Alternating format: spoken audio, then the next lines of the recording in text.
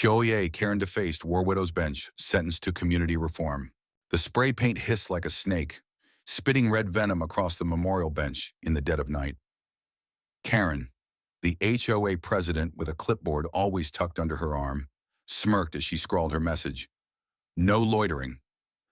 She didn't care that the bench honored a fallen soldier. She cared about her rules. In the quiet town of Willow Creek, that bench was sacred.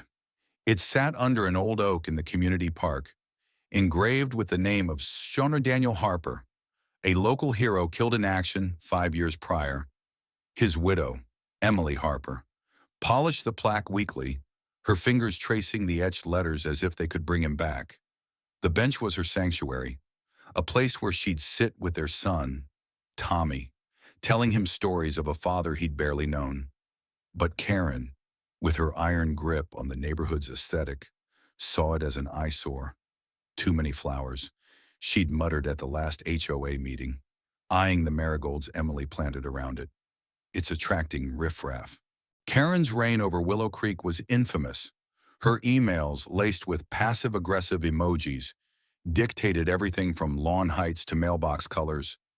She patrolled the streets like a sheriff, her golf cart a chariot of petty tyranny. The bench, though, was her latest obsession.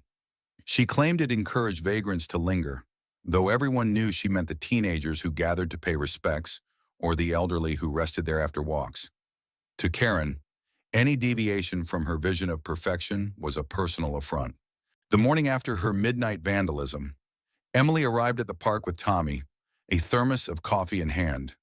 Her scream shattered the dawn's peace.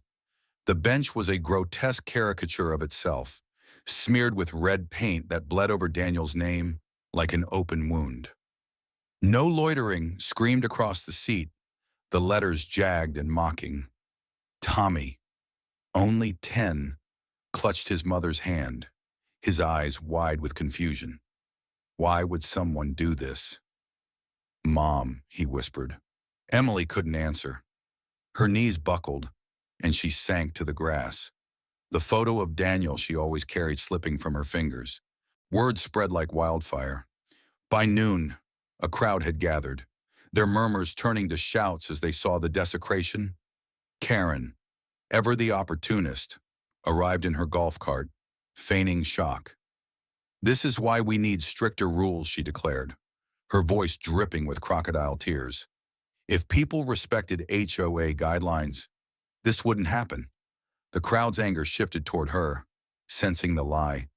Emily, still trembling, stood up, her voice cutting through the noise.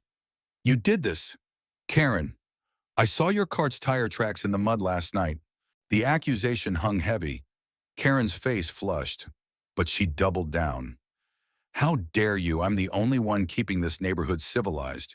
She waved her clipboard, citing vague bylaws, but the crowd wasn't buying it.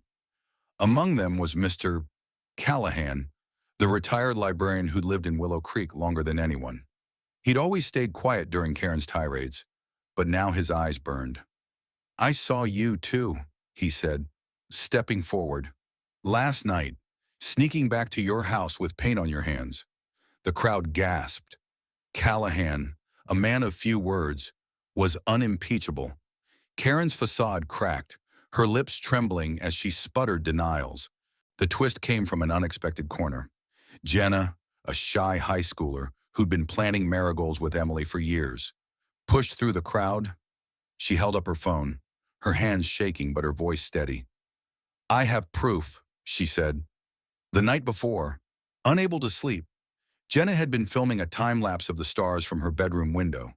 Her camera caught Karen in the act, the red spray paint glowing under a street lamp. The video played on her phone, projected for all to see Karen, unmistakable in her HOA-branded jacket, defacing the bench with glee.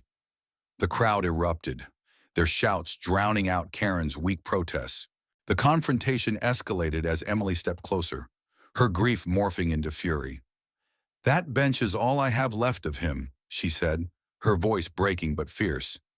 You spat on his memory, on our pain. Karen, cornered, snapped back. It's just a bench. You're all obsessed with a dead man. The words were a grenade, silencing the crowd for a heartbeat before it exploded into chaos.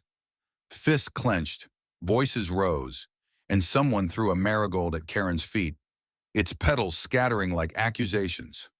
Tommy, tears streaming, picked up his father's photo and held it high, a silent rebuke that cut deeper than any shout. The town's mayor, alerted by the commotion, arrived with the sheriff. The evidence was undeniable: Jenna's video, Callahan's testimony, and the paint cans found in Karen's garage, hastily hidden but still wet.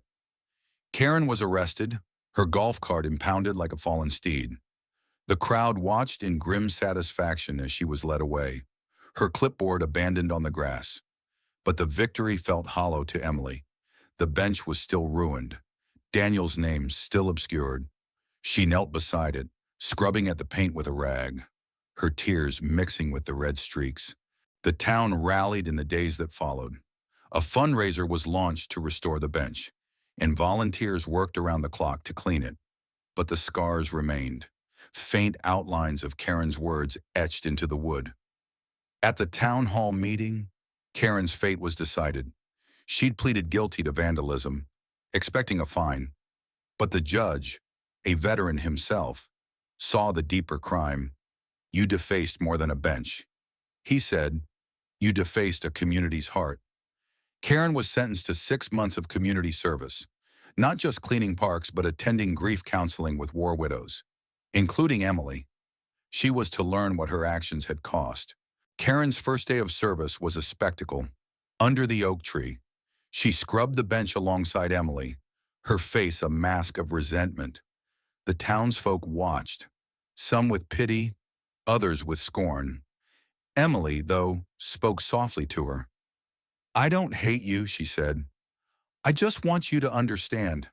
Karen didn't respond, but her hands trembled as she worked, the weight of her actions sinking in. Tommy, watching from a distance, planted a new marigold, his small act of defiance blooming brighter than Karen's shame. The bench was rededicated in a quiet ceremony.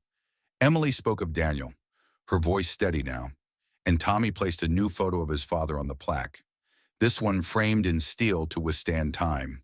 The crowd applauded, but they also shared stories of their own losses, turning the park into a tapestry of shared grief and resilience. Karen, standing at the back, was silent, her HOA jacket replaced by a plain sweater. For the first time, she looked small. The story doesn't end with a neat bow. Karen's sentence continues, her reputation in tatters. Some say she's changed, others doubt it. The bench stands proud again, but the faint scars remind everyone of what was lost and what was fought for. What do you think? Did Karen get what she deserved? Or is there more to justice than punishment? Share your thoughts below.